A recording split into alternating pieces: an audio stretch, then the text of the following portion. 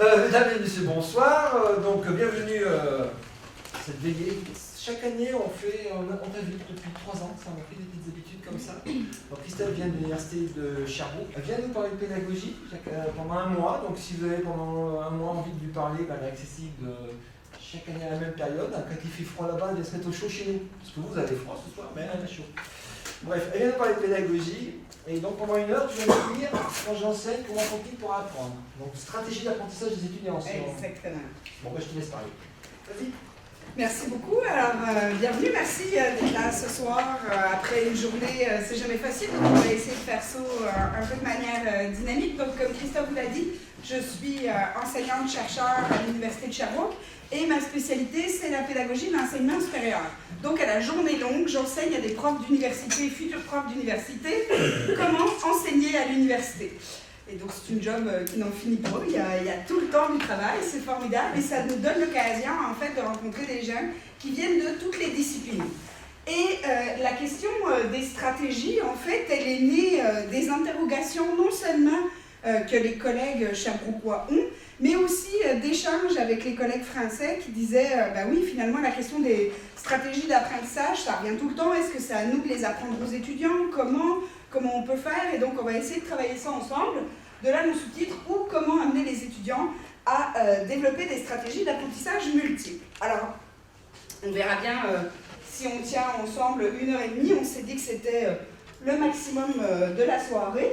Je vous propose un petit plan de rencontre assez simple, un préambule pour commencer, qui touchait directement au cœur du sujet à travers apprentissage et cognition, en traversant quelques mythes et réalités qu'on va trouver en pédagogie, la taxonomie des apprentissages, juste pour faire des liens, tout ce qui touche la question des mémoires, puisque la plupart des profs d'université considèrent qu'apprendre, c'est apprendre des connaissances, les stratégies cognitives et métacognitives, qu'est-ce que c'est, puis comment on peut les développer, de l'enseignant à l'étudiant, et bien évidemment des stratégies qui vont de l'étudiant à l'enseignant, et puis conclure gentiment pour la soirée. Alors, je vous propose dans un premier temps de lire le texte, et on verra par la suite.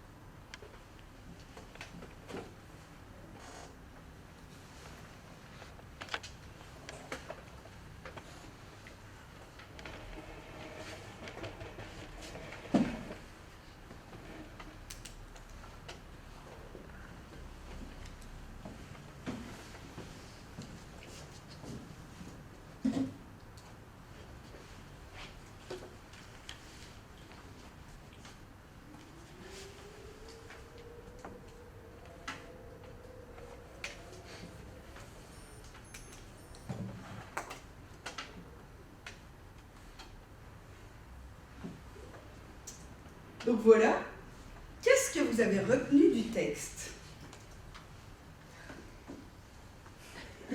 Ce moment où on se dit pourquoi j'ai parlé une deuxième fois dans la minute que j'ai, parce que ce temps qui vous a semblé fort long, c'est 1 minute. Alors, qu'est-ce que vous avez retenu de ce texte? Oui! Donc un monsieur, Bruno Hamel, vit avec sa femme qui s'appelle Sylvie. Ils ont une fille qui a 7 ans, qui s'appelle Jasmine. Tout va bien dans leur vie, mais leur fille se fait assassiner. Et il décide de se faire un peu justice lui-même. D'accord. Ça a été écrit par Sénécal. D'accord. Et ça s'appelle les 7 jours du talion. D'accord. Et vous l'avez lu? Oui. Voilà. Enfin, j'ai lu le résumé, hein. J'ai pas lu le livre. D'autres personnes qui ont retenu d'autres choses? Oui? Elle a été violée avant d'être assassinée, ou après, c'est ça. Et puis, on donne 2 exemples du talion, l'œil pour œil, dent pour dent. D'accord. D'autres choses? Il veut faire souffrir 7 jours avant de tuer, puis avant de se rendre. Ok, le faire souffrir 7 jours avant de se rendre. D'accord. Avant de l'exécuter. Avant de l'exécuter. Ok. D'autres choses? Oui. Le texte se termine par une question pour le lecteur et vous demande jusqu'où il pourrait aller en représailles. D'accord. Autre, oui. La question philosophique, est-ce que c'est juste de faire cela ou pas? OK. Oui. D'autres éléments? Oui. Les deux thèmes abordés par le livre sont 1. La protection des enfants et 2. Le droit des victimes à se venger. D'accord.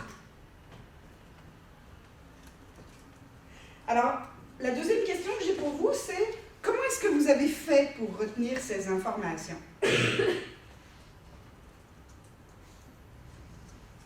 Franck? Bien que je n'ai pas participé à la première question, moi j'ai chopé ce qui me paraissait caractéristique, c'est-à-dire nom de famille, et je l'ai mis en catégorie grand thème, enfin nom de famille, thème, et je ne sais plus après. Voilà. D'accord. Catégorisation. Moi, j'ai pas du tout retenu le nom de famille. J'ai presque sauté les noms parce que j'en retiens jamais. C'est plutôt l'histoire et la structure, qui est quoi, structure d'histoire. D'accord. Oui. Moi, je me suis demandé quelles seraient les questions que vous pouvez, enfin, pourquoi vous l'aviez mis et quelles questions vous pouviez potentiellement à la séance d'après. Et du coup, j'ai essayé de voir, en inventant des questions, de trouver les réponses. OK. C'est bon. Oui. J'ai surtout retenu les chiffres, 38 ans, 7 ans. D'accord. C'est un peu...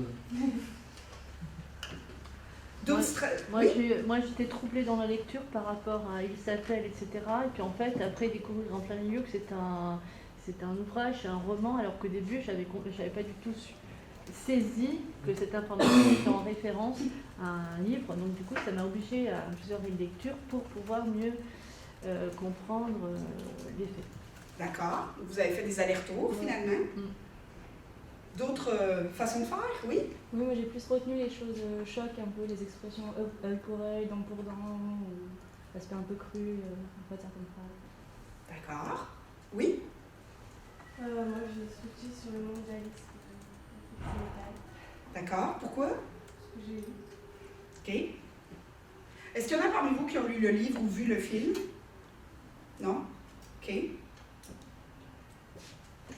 Donc, on a énoncé toute une série de façons de faire qui sont déjà différentes en fonction de ce que vous êtes et de comment vous avez fonctionné. Oui? Moi, je n'ai pas cherché à mémoriser quoi que ce soit. D'accord. Pourquoi? Parce que je me suis dit, j'ai eu exactement le même problème que madame. J'ai lu une histoire qui commençait. Je me suis dit, mais c'est un livre. Et donc, j'ai dû reprendre au début en disant, OK, on parle d'un livre, et puis, mais qu'est-ce qu'on va en faire après? Et la minute était passée. D'accord. C'est intéressant, c'est le manque de consignes qui finalement peut interpeller. Alors, un deuxième tour? Oh là là.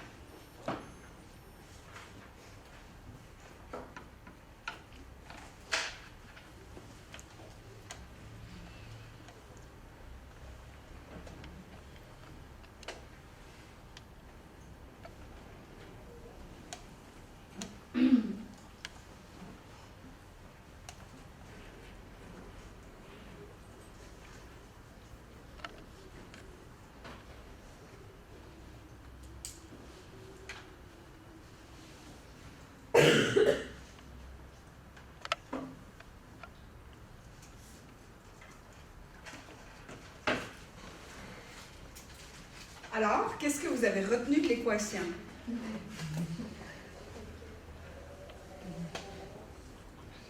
Oui? Rien. Rien. Ça me va? Je me sens moins seule. Parce que j'ai bloqué. T'as bloqué? Pourquoi? Parce que je me dis mathématiques, oui, et trop de chiffres et il aurait fallu que j'écrive pour me souvenir. Il n'y avait que des deux. D'accord. Non, mais pour moi, c'est... C'est déjà trop. Oui? Elle est sur 5 lignes. Elle est sur 5 lignes. On voit l'information essentielle. Voilà. D'accord. Alors, moi, ça veut dire dérangeait pas les équations, par contre, j'ai bloqué au début. Il y a un truc que j'ai pas compris, il va falloir que je regarde. Je vous laisserai la dire. Oui, il y avait mademoiselle. Ouais. Il y avait une racine carrée à la fin. Il y avait une racine carrée à la fin. Et sinon, c'est pareil, enfin, je lis pas les maths, donc pour moi, c'est comme une langue étrangère. Et c'est comme si on me demandait de retenir par cœur une langue étrangère à laquelle je comprends rien. Donc, pareil, je bloque en me disant, mais je vais jamais rien retenir. D'accord. Moi, j'ai pas trouvé la logique. Vous n'avez pas trouvé la logique? C'est pas... Je pense que ça a l'air de c'est on comprend pas effectivement la logique et la démonstration. Très bien. Je pense que le manque de contexte, c'est juste des chiffres, mais on n'a aucun contexte. C'est juste mémoriser des lettres, des carrés, des racines carrées. Je pense qu'on demande à quoi ça sert, on ne comprend pas et du coup on bloque. D'accord. Oui, en fait, moi j'ai l'impression d'avoir compris, mais en inférant des hypothèses qui n'étaient pas données, enfin, un schéma qui n'était pas donné, et ça de représenter, c'est-à-dire pour que la première soit, pour pouvoir passer de la première à la deuxième ligne, il faut faire un schéma qui aille, et après du coup, mais il manque le départ. Ok. En fait, ne comprenant pas du tout ce que j'étais en train de regarder, j'ai essayé de mémoriser plutôt des séries de lettres qui pouvaient suivre d'une ligne à l'autre. Voir que les A se retrouvaient plutôt à tel endroit, puis ça basculait sur un C, etc. Mais par contre, le fait de discuter là pendant 2-3 minutes, j'ai perdu complètement le fil et je ne me souviens pas du raisonnement que j'avais mis en place pour. Ok, donc vous aviez fait un raisonnement qui s'est perdu de par la discussion de groupe, d'accord. Oui. Moi, la première ligne faisait penser au théorème de Pythagore. J'avais l'impression que la deuxième était fausse. Je vous jure que je n'ai pas changé. Mais la première ligne, j'ai tout de suite pensé à Pythagore. C'est quoi la différence? C'est le théorème de Pythagore, effectivement, et effectivement, s'il y avait eu un dessin, ça vous aurait facilité la vie, la raison pour laquelle je ne l'ai pas mis. Mais je tiens à vous dire que quand j'ai fait la présentation rapide de mes diapositives au conseiller pédagogique d'ICAP, Céline et Basile, directement Céline a dit c'est le théorème de Pythagore. Donc, ce qu'elle m'a dit, c'est moi, ça a fait tout de suite appel à mes connaissances antérieures. Donc, elle ne s'est pas posé de questions. Basile a été à peu près comme la majorité d'entre vous. Alors là, je vous résume la réaction de Basile. Un bruit et cette phrase. Alors, quelle est la différence que vous voyez, en fait, entre les deux propositions que vous avez eues finalement à faire? Parce qu'à la deuxième, vous aviez un avantage. Vous aviez compris que ce que je vous demandais, c'était de retenir l'information. Autant à la première, la consigne n'était pas claire, et pourtant, si on revient, vous avez eu plus d'informations à rapporter. À la deuxième, vous avez la consigne, et pourtant, c'est beaucoup plus complexe. Alors, c'est quoi pour vous la différence? Oui? Je pense que dans le texte, le texte fournit un contexte. Donc ça nous fournit une ligne à suivre qui facilite finalement la mémorisation. L'équation, comme on n'a pas de contexte, c'est vrai qu'on a tendance à bloquer au départ et à ne pas se débloquer à la fin. Donc, je pense que le manque de contexte, ça bloque la mémorisation quelque part. Ok. Oui. Je crois qu'il y a aussi, même si ce n'est pas définitif, une appétence plus ou moins grande pour le texte ou pour... Enfin, je ne veux pas être trop simplet, mais et pour moi, l'appétence pour le texte est bien plus grande. Que pour les chiffres. Oui. Pour le texte, je cherche un schéma, c'est-à-dire les données, les mettre sur un schéma. Et pour le schéma, je cherche un texte. Donc pour moi, ce sont deux supports complémentaires. D'accord. Oui, on va s'en reparler. Oui, mademoiselle, vous aviez aussi... Vous copiez les notes de votre voisine, c'est une stratégie. Moi, j'ai retourné le Pythagore du début, mais je n'arrive pas à voir c'est quoi la suite logique après. Aucune idée, alors je comprends rien de toute façon au théorème de Pythagore, personnellement. Ça m'a gêné du début, je n'arrivais pas à comprendre. C'est pas comme ça. J'en parlerai à l'auteur. Oui? Je dirais que c'est un problème de langue. Je parle le français tous les jours, je l'utilise quotidiennement. Les mathématiques, ça fait 20 ans que je les ai plus utilisées. Et donc, moi, j'ai bloqué à la deuxième ligne en me demandant c'est quoi cet opérateur barre verticale. D'accord. Oui. Mais tout à l'heure, votre collègue parlait d'une langue étrangère, d'ailleurs. Oui. C'est la même remarque que je voulais faire. En fait, je pense que les mathématiques, quand on sait les maîtriser, on le lit littéralement. Enfin, on peut lire les maths littéralement, et donc ça fait sens. Enfin, quand on lit des équations, donc quand on n'a pas son gage mathématique, ben, il faut vraiment qu'on fasse c'est quoi déjà les barres. C'est même là. D'accord. Alors, finalement, ce que vous venez de m'énoncer, tout ce dont on vient discuter, est-ce que pour vous ce sont des stratégies d'apprentissage et pourquoi?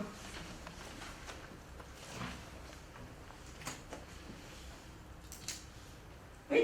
Ben, si je dois mémoriser les deux, je ne vais pas du tout utiliser les mêmes stratégies. Si pour demain je dois passer un test sur les deux, ben, les mathématiques, je vais les étudier par cœur. Donc, je vais mettre en place une autre stratégie. D'accord. Donc finalement, ce sont des stratégies, mais elles sont différentes, considérant pour toi le postulat, c'est le contenu en lui-même qui n'est pas identique, qui t'amène à choisir deux stratégies différentes. D'une part, le français, le texte. C'est ton rapport au contenu. Oui, oui, tout à fait. D'accord. Oui? Peut-être qu'il faut des stratégies. Tu poses la question pourquoi? Parce qu'on sait que la mémoire n'est pas, comment dire, naturelle, ou pas naturelle de la même façon. La mémorisation n'est pas naturelle, n'est pas faite naturellement de la même façon chez chacun. Je pensais par exemple à l'effet de récence et à l'effet je commence à fatiguer, de primauté. On a déjà fait allusion ce soir en disant, par exemple, la discussion m'a fait oublier ce que j'avais retenu. D'accord. Alors, finalement, ici on a mis de l'avant un certain nombre de points. C'est quoi toutes les stratégies d'apprentissage que vous connaissez?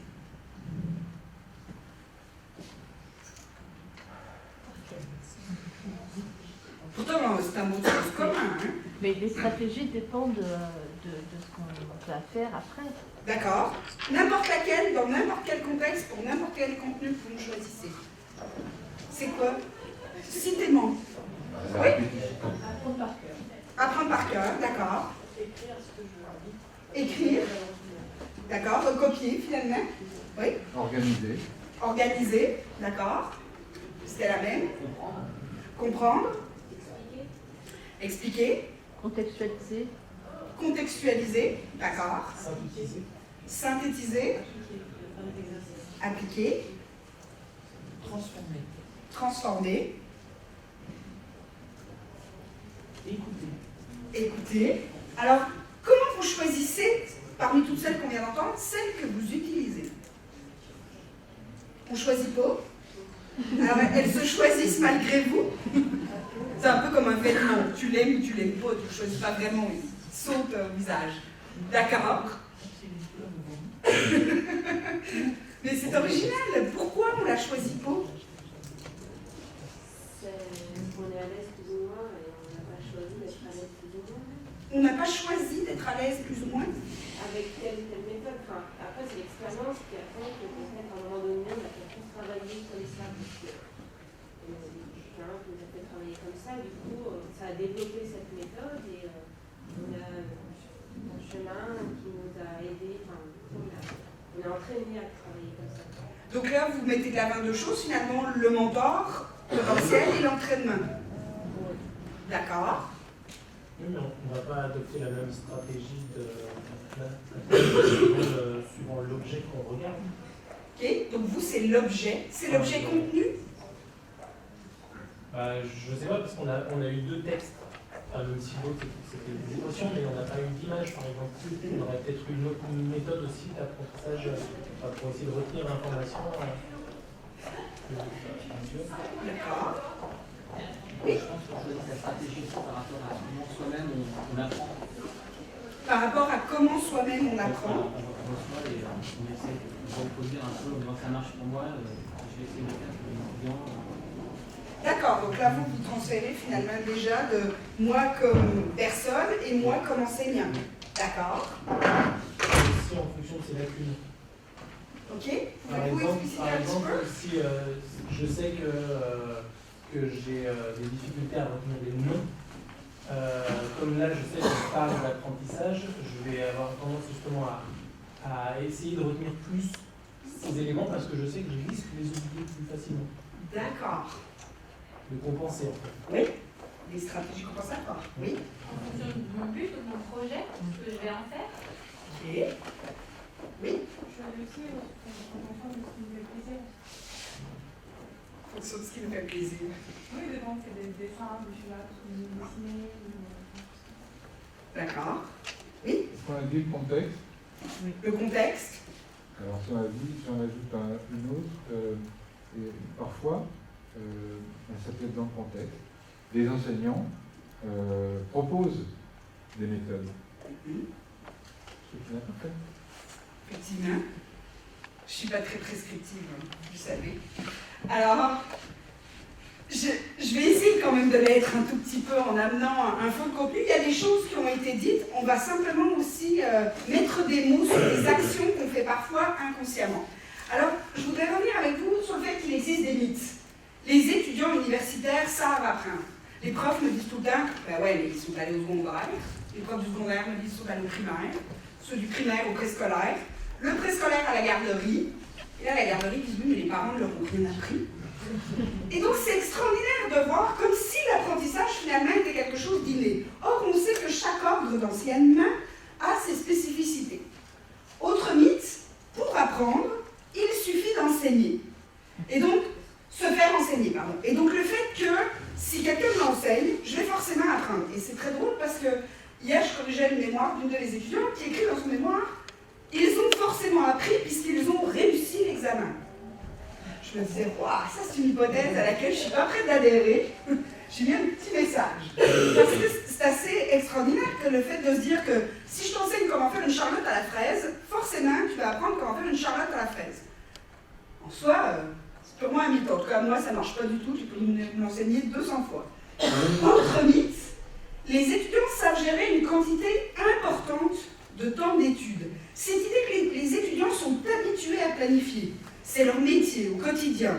Ils planifient tout le temps, ils doivent y arriver. Forcément, ils sont habitués. Et plus on avance dans le parcours, plus on considère que c'est évident. Un étudiant de master, il a déjà appris au bac, donc il n'y a aucune raison qu'il sache tout. Donc c'est vraiment dans les préconceptions qu'ont les enseignants par rapport à l'enseignement universitaire. Au niveau des réalités et de ce que la recherche nous démontre, c'est plutôt que les étudiants ont tendance, en fait, excusez-moi, à vouloir trouver la bonne réponse. Ça, c'est très important.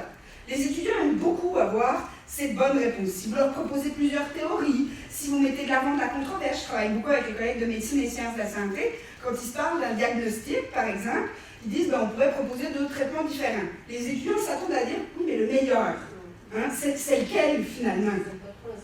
Exactement. Cette incertitude, elle crée un malaise, et donc, ils optent un peu sous ce que tout à l'heure la collègue a dit, à savoir faire un apprentissage par cœur. Finalement, si je la comprends pas ou si j'en suis pas très convaincue, comme le langage mathématique tout à l'heure, c'est pas grave, je vais l'apprendre par cœur. On s'attend à ce que je fasse ça, je vais le mettre en pratique. Autre chose, on sait que les étudiants connaissent assez peu de stratégies et qu'ils utilisent toujours les mêmes. Et ce qui est surprenant, c'est que pour avoir déjà fait le test de la question des stratégies plusieurs fois, c'est rare que les enseignants en nomment autant. En fait, si vous aviez été tout seul à me les dire, vous n'en auriez pas nommé autant. C'est le poids du groupe qui nous amène souvent à se dire « Ah ben ouais, il y a celle-là, elle me fait penser à celle-là ».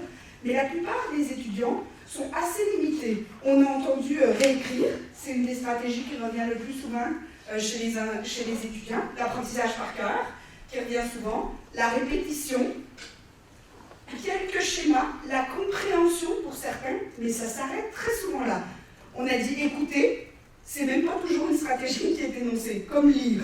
Pas une stratégie que les étudiants mettent de l'avant. Donc c'est assez original de se dire ils le font au quotidien et pourtant ils n'ont même pas une habitude aussi rare que ce qu'on pourrait imaginer. Et donc il y a un mythe, c'est le fait que les profs pensent que les étudiants savent apprendre parce qu'ils connaissent de multiples stratégies d'apprentissage. Et tout à l'heure vous avez dit on fait un peu comme on a appris nous-mêmes. Ben, l'étudiant il a tendance à faire la même chose. Il applique la même stratégie d'année en année, de niveau en niveau. Et quand on arrive à l'université, ben pour certains, il y a un gap qui s'installe entre les stratégies qu'ils pratiquaient et ce à quoi ils se retrouvent confrontés, en termes de contexte, en quantité de contenu, en termes de temps à gérer, de planification. Donc là, on se retrouve dans un espace où ça flotte un peu. Alors, on trouve essentiellement 2 dimensions à l'apprentissage. Une dimension qui touche plutôt l'activité cognitive et métacognitive du sujet, et on va y revenir tout à l'heure en parlant des stratégies des deux types, et une dimension sociale et contextuelle. Alors cette dimension, ça fait à peu près 25-30 ans que les écrits l'ont vraiment mise de l'avant. Le côté affectif, le côté besoin d'être entouré, le côté émotionnel, c'est quelque chose qui avant sortait peu dans les études. On considérait pas que c'était un incontournable ou que ça avait un impact majeur sur l'apprentissage. Or aujourd'hui, on voit les bienfaits du travail en groupe, de faire des groupes d'études, de fonctionner dans un espace où je me sens bien, je suis moins angoissée, c'est moins compétitif. Donc on voit que ça a un impact en fait sur la manière dont les étudiants vont mettre en pratique leurs apprentissages et leurs stratégies. On a aussi découvert que par exemple les émotions qui sont trop poussées à l'extrême, être trop heureux, trop malheureux, trop stressé, ça a un impact négatif en fait sur l'apprentissage des étudiants. Du point de vue purement neurologique, en fait, tout est occupé à l'intérieur et donc ça devient très difficile de libérer de l'espace pour apprendre. Parce que apprendre, ça prend de l'espace, ça prend du temps, ça prend un besoin d'accorder du temps cognitif, affectif à ce qu'on est en train de faire. Alors, Christophe Bégin dit « Les stratégies sont considérées comme faisant partie des ressources, des choses parmi d'autres, que l'apprenant doit mobiliser dans l'exercice de ses compétences, et je rajoute, et le développement de ses connaissances. » Parce que pour moi, on a beaucoup abordé la question des stratégies d'apprentissage quand la question des compétences est venue sur la table. Et vous savez, pour nous au Québec, ça date du début des années 2000, donc ça fait un petit bout de temps qu'on nous en parle. Mais moi, je suis convaincue qu'au niveau du développement des connaissances de l'étudiant, il y a là aussi une mobilisation des stratégies. Et donc pour moi, on est dans un espace de complémentarité entre comment je les mobilise quand j'en ai besoin au niveau de mes compétences et comment je n'utilise pas nécessairement les mêmes pour développer mes connaissances. Pour moi, c'est deux niveaux différents et ce ne sont pas les mêmes stratégies qui vont être employées de part et d'autre. Et évidemment, on l'a dit tout à l'heure, les stratégies qu'ils vont mettre en place, elles vont dépendre de l'objectif qui est visé. Si c'est une nécessité de connaître le numéro de téléphone du Pizza Hut pour pouvoir se nourrir, je vais l'apprendre par cœur, je ne vais pas me poser de questions. À partir du moment où j'ai mon iPhone, je m'en fous du numéro. Il va être là, je ne me pose même pas la question. Ma problématique va naître quand je vais me retrouver avec plus de batterie. Mais jusque-là, je ne me suis jamais demandé si c'était important de connaître le numéro du Pizza Hut. Parce que j'ai toujours, finalement, ce quelque chose qui peut pallier mon manque, finalement. Alors, je vous disais, pour moi, il y a un lien avec les objectifs. Et je fais le lien avec Bloom, vous avez certainement eu déjà l'occasion de le voir. Si ce n'est pas le cas, c'est important pour moi parce que je pense qu'on n'emploie pas les mêmes stratégies d'enseignement et donc ça n'implique pas les mêmes stratégies d'apprentissage chez les étudiants en fonction de l'objectif que je vais viser. Et si mon objectif n'est pas clair, et c'est là que le problème se pose, c'est que mes étudiants, eux non plus, vont se retrouver face à un espace B1 où on se dit, mais finalement, c'est quoi un peu le but? Alors, vous avez les objectifs, je les mets entre guillemets, mais de plus bas niveau, comme pourrait le mentionner Bloom, qui sont des objectifs de connaissance. Des choses comme mémoriser de l'information. Donc, on peut avoir des stratégies, recopier, répéter tout haut, se faire répéter à quelqu'un. Il y a plein de stratégies. On est vraiment dans de la connaissance d'information. C'est ça mon objectif. Je veux que les étudiants connaissent des choses. Ça ne veut pas dire que je ne peux pas employer des stratégies de haut niveau pour atteindre un objectif de connaissance.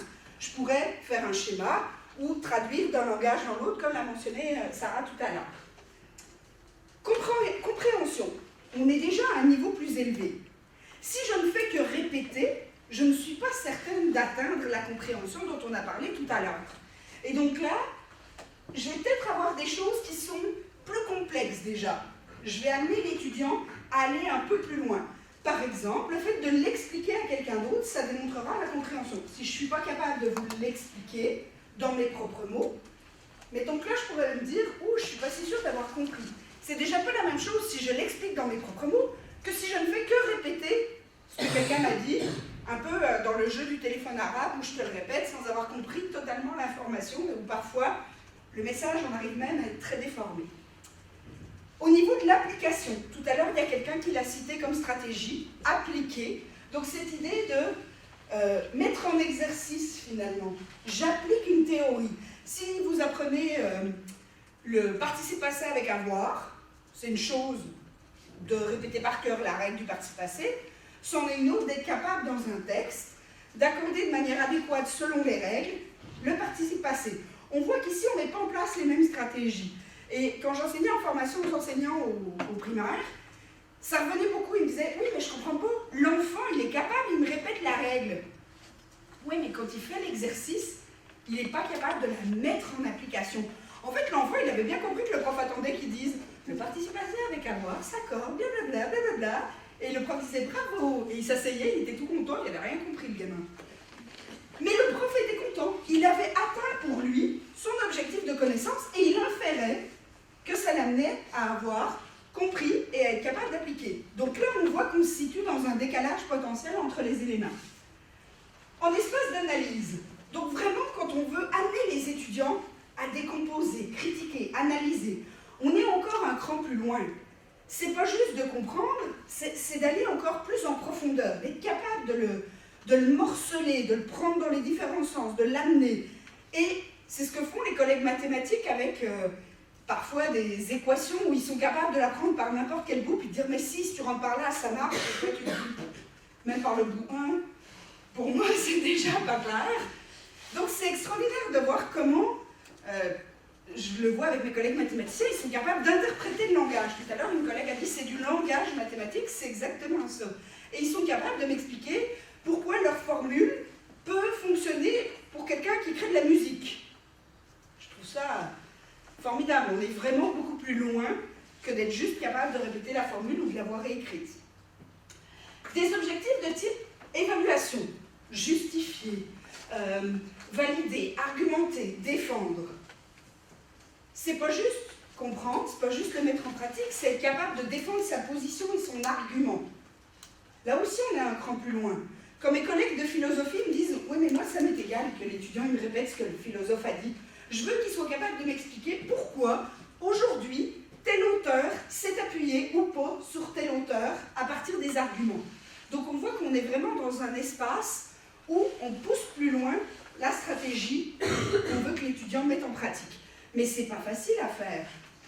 C'est sûr que si connaître, répéter, réécrire, ça semble évident pour un étudiant, quand on lui parle d'aller argumenter, comment est-ce qu'on se prépare à argumenter? C'est pas facile, ça demande d'aller beaucoup plus loin et ça demande d'avoir quelqu'un, ce mentor, peut-être cette personne avec qui je peux échanger et comprendre. Et puis Bloom, il dit, il y a les espaces de synthèse, notre collègue a parlé de synthétiser, au sens de ne pas juste résumer, mais vraiment être capable de se dire, tiens, je lis 3-4 textes en histoire et je suis capable de produire une synthèse qui a de l'allure, qui tient la route, qui ramène les éléments, qui les compare, qui me fait comprendre l'information de manière intégrée. Donc on voit que les stratégies qu'on peut nous prendre et les étudiants prendre sont différentes en fonction des objectifs que je vise. Et ça, c'est un point extrêmement important. C'est-à-dire que si je m'attends à ce que les étudiants soient capables d'argumenter, ben, il va falloir que j'offre cet espace pour l'argumentation. Et c'est ça qui est difficile. Si je suis dans un cours magistral où je ne fais que parler comme aujourd'hui, j'ai aucune chance que vous atteigniez aussi simplement que par ma pensée magique de « vu que je l'ai dit, ça va marcher », être capable d'argumenter, de défendre un point de vue. Et donc c'est là qu'on va parfois trouver ce gap finalement entre les stratégies qu'on met nous-mêmes en pratique et qu'on modélise devant les étudiants et les stratégies qu'ils vont mettre en pratique. Pourquoi? Parce que tout ça est très inconscient dans une partie du temps. Jamais quand vous êtes dans la vraie vie, vous vous dites « Ok, quelle stratégie je vais prendre pour faire ça ?» Inconsciemment, vous la mettez en pratique. Elle est devenue un automatisme. Et en plus, si vous êtes là, c'est parce que vous avez réussi dans le système. Donc forcément, vous avez, peut-être malgré vous, utilisé les bonnes stratégies au bon moment dans le système. En tout cas, vous avez répondu à ce qu'il attendait de vous. Plus ou moins, peut-être, parfois. Et c'est là qu'on se dit, ben, bon, vous avez tous des cours que vous avez réussi, où vous vous dites, 0 aujourd'hui, si je devais vous citer 3 mots, 3 auteurs, et pourtant, je l'ai passé, ce fameux cours-là, comme diraient mes étudiants. Alors, finalement, pourquoi est-ce qu'on devrait mettre en place des stratégies d'apprentissage spécifiques? On l'a vu en fonction du but visé. Et à l'université, l'un des grands buts, c'est la mémoire. Les profs me disent tout le temps, oui, mais ce que je veux, c'est qu'ils retiennent l'information. Forcément, on aimerait bien en partie, en tout cas, qu'il y ait quelque chose qui aille dans cette fameuse mémoire, parce que ça nous semble tout de même extrêmement important. J'étais en médecine il y a 2 semaines, et clairement, la première chose que le doyen a dit, c'est ben, c'est important pour nous de mettre en place des méthodes pédagogiques qui font que les étudiants vont mieux retenir l'information, mémoriser, apprendre, et ce n'était pas du tout au sens limitatif du terme. Hein. C'était mémoriser en mettant en place différentes stratégies, mais dans une optique de se dire, il y a quand même des contenus que ces gens doivent apprendre, futurs médecins, comment est-ce qu'on peut faire? Alors, déjà réaliser que quand on parle de la mémoire, en réalité, c'est plutôt les mémoires. On l'a mentionné tout à l'heure, Franck a mentionné l'idée de cette mémoire de travail ou mémoire à court terme, qui est en fait un espace à capacité limitée. C'est pour ça qu'un numéro, ça va bien, numéro de téléphone, on parle de 7 unités plus ou moins 2, dizaines de secondes, dépendamment. Si je répète 400 fois le numéro du Pizza Hut, j'espère que ça va dépasser 10 secondes, sinon j'ai vraiment une mémoire de poisson rouge. Normalement, ça devrait entrer. Mais essentiellement, c'est une mémoire où des choses transitent pour travailler. Et ça, c'est sans compter la mémoire sensorielle. Ma mémoire sensorielle, en ce moment, capte des dizaines de choses qu'elle ne traite pas. Elle capte qu'Eric a un stylo, elle capte que mademoiselle trace une ligne, elle capte que Jean-Loup a les bras croisés, et que Christophe chicache une gomme. Mais elle ne le traite pas. Elle se dit, ça n'a pas d'importance. Elle ne traite que l'essentiel, finalement, pour réussir à aller au sens même de l'information. Et cette fameuse mémoire de travail, par exemple, quand vous faites un apprentissage par cœur, elle est extrêmement sollicitée.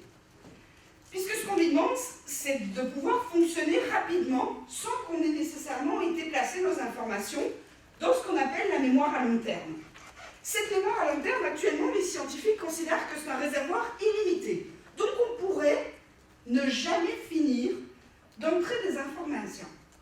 Pourtant, vous vous dites, ouais, mais moi, il y a plein de trucs que j'ai appris, puis j'ai l'impression que c'est pas dedans. Mais c'est surtout que c'est classé, en fait, dans des tiroirs particuliers. Et donc, dépendamment de si c'est implicite ou explicite, vous allez aller avec des tiroirs différents. En fait, cette mémoire implicite, c'est toutes les choses que, je vous en ai fait une dia à part, toutes ces choses qui sont non conscientisées. Donc, les procédures. Il y a des choses sur lesquelles vous ne vous posez aucune question. Ce savoir-faire qui vient automatiquement. Vous ne vous demandez pas, ah ben tiens, moi pour allumer mon four, il faut que je marche jusqu'à la cuisine, je tourne le bouton, je me dis ok c'est bon, je le lâche, ça s'allume, ça vous semble automatique. Il y a tout un savoir-faire procédural qui est rentré. Conduire votre voiture, si je vous demandais là tout de suite de me décrire l'ensemble des étapes que vous faites pour conduire une voiture, c'est impossible. Et c'est pour ça que c'est extrêmement difficile de l'expliquer à quelqu'un qui débute.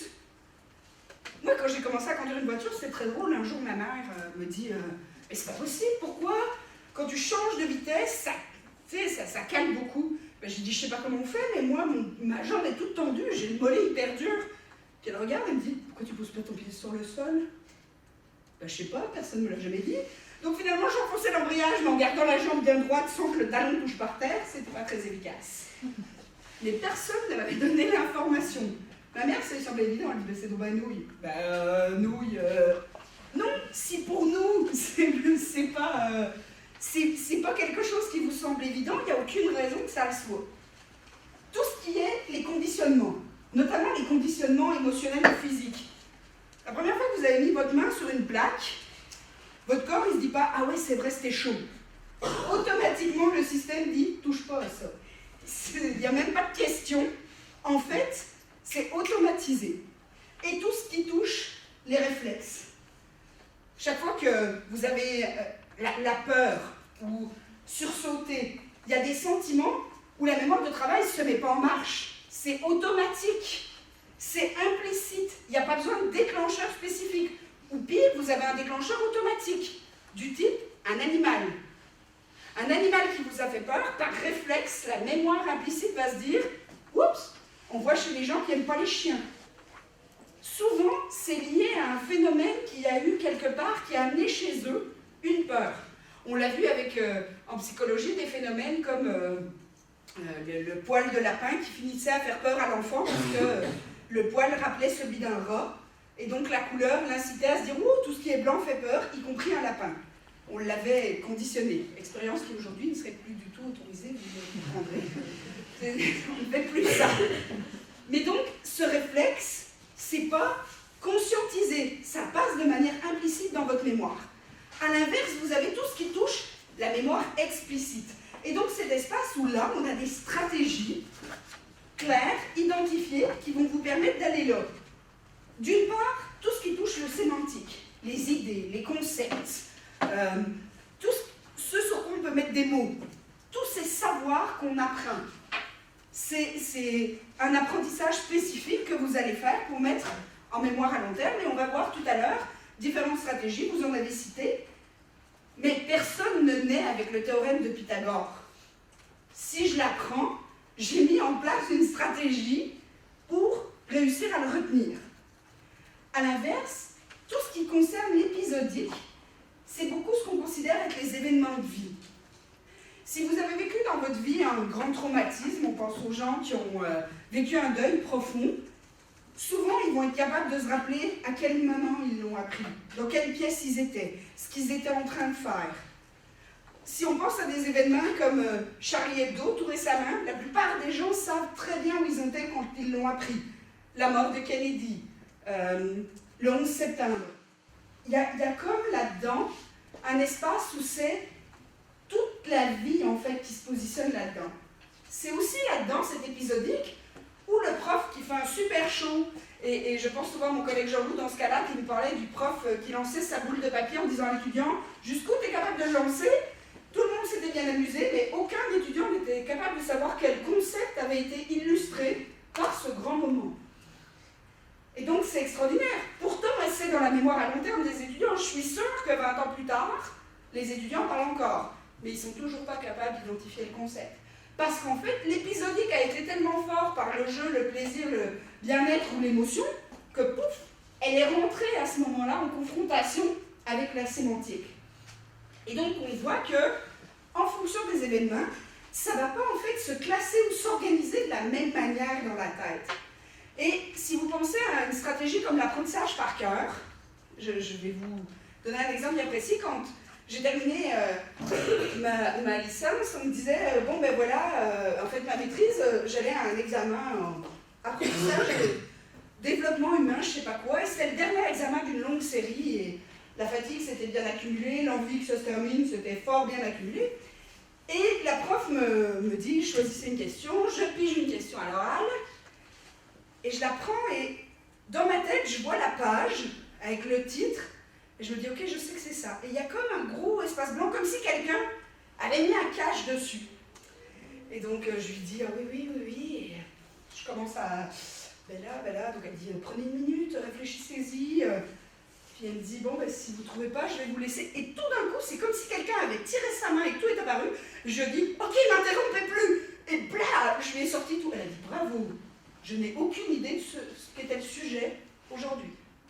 C'est extraordinaire. Par contre, je me rappelle de l'événement, mais je n'ai pas du tout d'idée du contenu. Et c'est en fait purement ma mémoire de travail qui s'est mise en marche et qui m'a fait faire une répétition par cœur. Mais je n'ai rien mis dans la mémoire à long terme. Donc on voit comment apprentissage à long terme et réussite ne sont pas forcément un couple qui va bien ensemble. Pour moi, la mémoire à long terme, au bout d'un moment, elle s'oublie. En fait, non. Scientifiquement parlant, les chercheurs démontrent jusqu'à présent qu'elle ne s'oublie pas. C'est-à-dire qu'on ne retrouve pas nécessairement l'indice qui nous permet d'aller chercher l'information, mais il semblerait qu'elle ne s'oublie pas, en tout cas d'après les recherches actuelles en psychologie.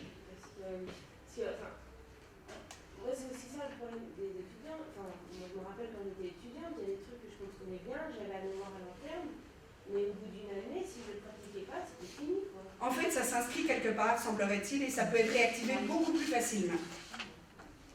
Mais est-ce qu'on va avoir les exemples d'activation? En fait, c'est vous qui les créez, vos exemples d'activation. Le déclencheur, c'est le cas du vélo. Quand on dit le vélo, ça s'oublie jamais vraiment. C'est la même logique avec les apprentissages. Si vous en avez fait un apprentissage à long terme inscrit et qui est compris, modélisé et mis en mémoire, il n'y a aucune raison qu'il s'en aille. Par contre, il peut ne jamais être mobilisé. Ça, c'est possible. Et pourtant, du coup, il y a des trucs, je me rappelle plus du tout, et pourtant, il y a relu, j'ai dû réapprendre parce que je me rappelle plus. Ouais, mais ça a été souvent plus vite aussi. On constate que le deuxième apprentissage sur quelque chose placé en mémoire à long terme est beaucoup plus rapide, parce qu'en réalité, c'est une réactivation de connaissances qui s'y situe déjà. Je voudrais savoir, est-ce qu'il n'y a pas, par rapport à ce que vous dites, entre épisodique et sémantique, épisodique où c'est lié à une émotion, comme vous avez dit, est-ce qu'il n'y a pas un moyen justement de pouvoir connecter ces deux pour faciliter les apprentissages? Oui, bien sûr qu'il y a moyen. En fait, à partir du moment où l'émotion n'est pas trop forte, on peut en faire un apprentissage, en effet. Et là, c'est probablement l'enseignant qui n'a pas réussi le moyen en fait, de connecter son sémantique et son épisodique chez l'étudiant. Pourquoi? Parce que j'imagine qu'en fait, il s'est dit, par mon expérience, forcément, ça va le rappeler à l'étudiant. Et on constate que le message n'est pas passé à ce niveau-là, mais oui, on peut le faire. Mais il faut en avoir conscience, en fait. C'est souvent ça. C'est que ce n'est pas quelque chose dont nous avons conscience. C'est quelque chose qu'on fait automatiquement. Vos récits de vie, vous vous êtes jamais dit, il faut que je me rappelle du jour où telle personne est décédée ou telle chose est arrivée. C'est venu par lui-même, alors que le théorème de Pythagore, c'est pas venu par lui-même. Toujours pas venu d'ailleurs dans mon cas. Alors, ça m'amène à dire que pour retenir, aller rechercher, on va justement essayer de trouver des stratégies cognitives. Alors il y a des, disons, nombreuses taxonomies des stratégies d'apprentissage. Je ne pense pas que le but était de vous faire aujourd'hui un exhaustif des taxonomies qu'on pouvait trouver. J'ai choisi celle de Bégin parce qu'elle est relativement simple et que mon idée c'était de mettre de l'avant un certain nombre de stratégies. Donc, Bégin il dit finalement des stratégies, c'est des groupes d'actions qu'on va pouvoir mettre en place. Et lui il dit il y en a deux grandes familles, les cognitives et les métacognitives. Il sort ce qu'on va voir dans plusieurs taxonomies qui sont les stratégies affectives ou de gestion.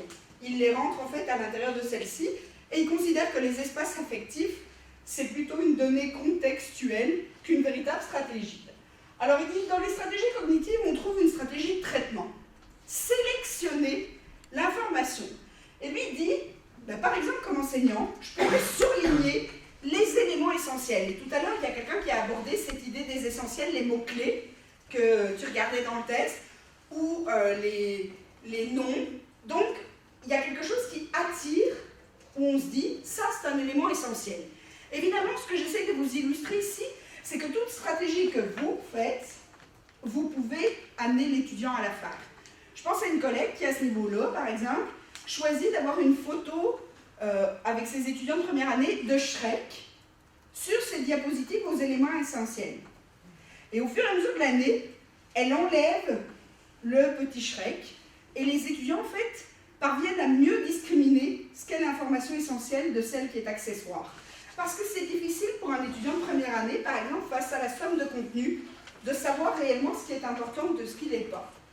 Alors, et pensez à ces étudiants qui ont des syllabus, portefeuilles de lecture, je ne sais pas exactement le terme que vous leur donnez, mais ces fameux textes, où si vous l'aviez imprimé sur une feuille jaune, ça aurait fait le même effet, parce que finalement, à part les déterminants, tout est surligné comme étant important. Parce que l'étudiant a du mal à discriminer, en fait, l'information.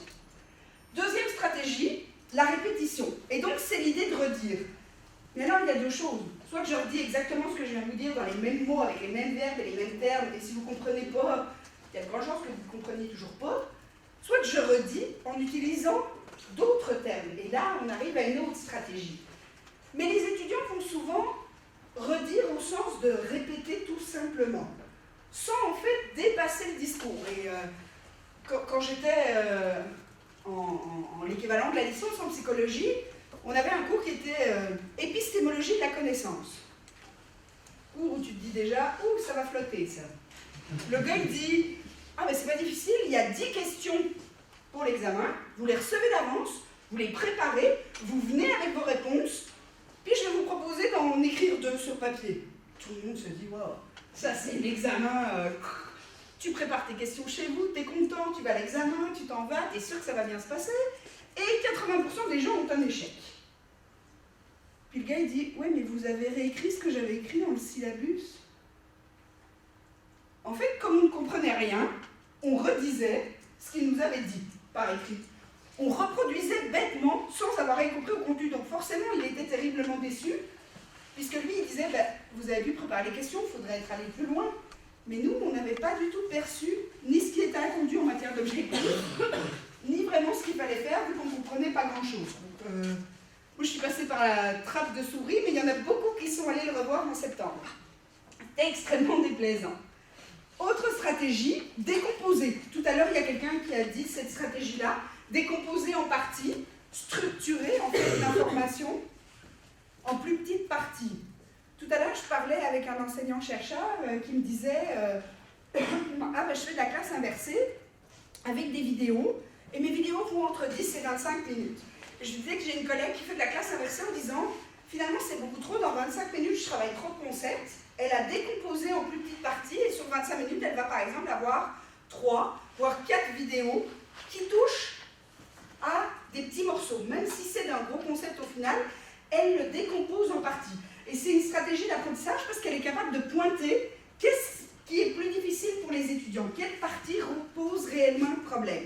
Et donc là, on voit que c'est une stratégie qu'on peut mettre en pratique. Autre stratégie, comparer les différences, les similitudes, dans un contenu, dans ce que j'ai vu avant, dans mes connaissances antérieures, dans 2 textes. Si je veux faire une synthèse, c'est une des choses que je peux faire, des tableaux comparatifs. Quand les étudiants en histoire, par exemple, doivent travailler sur des auteurs, on va souvent leur proposer de faire des tableaux comparatifs entre les auteurs. 2 auteurs qui étaient de la même période ou qui ont travaillé sur la même chose, quelle posture ils prennent, à quelle période ils se situent, qu'est-ce qu'ils ont mis de l'avant, quels sont les points communs, les différences. On le voit en littérature aussi. On a un programme littérature comparée, par exemple, où c'est une des stratégies les plus clés des profs. Autre stratégie, élaborer.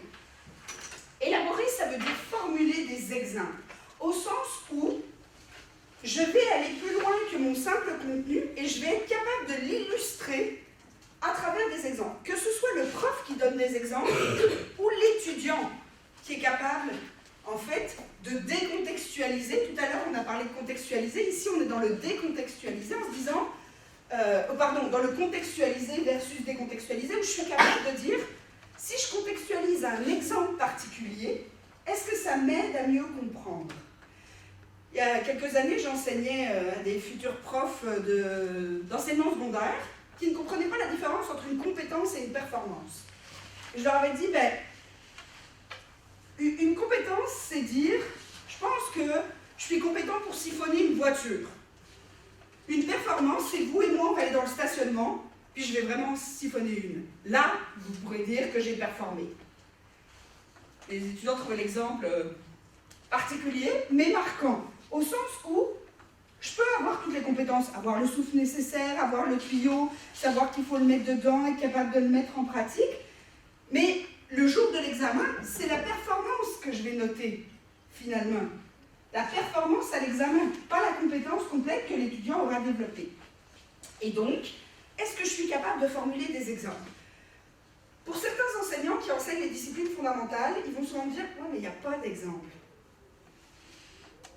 Et pourtant, il faut absolument réussir à aller creuser. Alors, quand on a des profs qui viennent de pratiques professionnelles, qui sont médecins, qui sont vétérinaires, qui sont chimistes, je leur dis toujours « Oui, mais dans votre pratique, ah oui, des exemples comme ça. » C'est fou, comme si tout d'un coup, le fait d'être devant des gens, ça nous amenait à l'idée qu'on ne pouvait pas parler de cet autre monde qu'on pratique derrière la porte. Au contraire, ça permet parfois aux étudiants de vraiment mieux comprendre qu'est-ce qu'on veut dire là-dedans.